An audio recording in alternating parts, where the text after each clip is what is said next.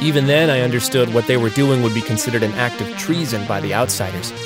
I wondered if we'd stay in contact with the cities. I wondered if we'd stay in contact with the other underground installations, our sister sites, scattered across the world. I wondered who would help the occasional refugees who came to the doors of the site, survivors from attacks that happened in what they'd started calling the exclusion zones, that is, zones the government could no longer afford to defend or support. Technically, our bunker existed in one of those zones, but since a majority of its construction had been funded by private corporations with extensive government contracts, we were still officially protected by the armed forces, as much as anyone could be. But closing the doors and cutting the cords, I wondered if they'd nuke us as payback. But I pushed all that to the side. I'd made the decision to get out, but I knew I couldn't do it alone. I messaged my bestie, Case. I knew she'd get the rest of the gang together, and with all the adults talking about remembering the Argus, I knew we wouldn't be interrupted. The Owl's Eyes, or more affectionately, Owlsies, was the name we'd collectively called a decommissioned server room in a sublevel of one of the apartment units. We'd discovered it a year or so before and found that, while mostly gutted, several old displays had been left behind for storage. With some clever wiring, we'd managed to get a signal in there, and soon we tapped into camera feeds all around the city.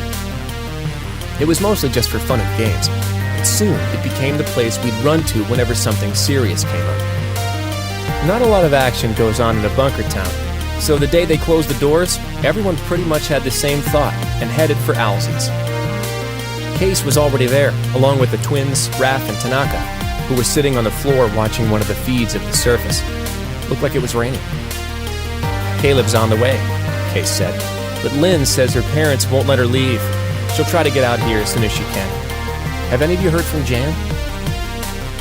Right about then, Janice came in, dropping a duffel bag on the floor. Had to get some snacks, she said, explaining.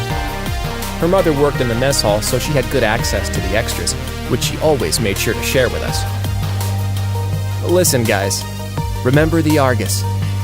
Always with the jokes, but no one thought it was all that funny. Case slugged my arm, calling me a name she knew I hated to show she secretly thought it was still a pretty cleverly timed joke. We waited a while for Lynn's to show up, but once it became clear she wasn't going to make it, I got to the point of why I'd wanted to meet. I don't know about you guys, but I've got to get out of here. It was bad enough before they locked the doors. Now it seems like we'll never go topside again. There were general murmurs of agreement. So we've got to figure out a way to escape the bunker, even if it means we have to break some rules. We started trying to figure out a way to get out. Anything's possible, really, when you're a kid and no one's paying attention, and you've got all your friends working with you towards a common goal. Especially when you're locked in a box together, and you've just been told you'll never breathe fresh air again. It was months later before we actually tried to implement the plans we started making on the day they closed the doors. The day we escaped shaped my life forever, but not for a moment have I wanted to go back and undo it, no matter what it cost us.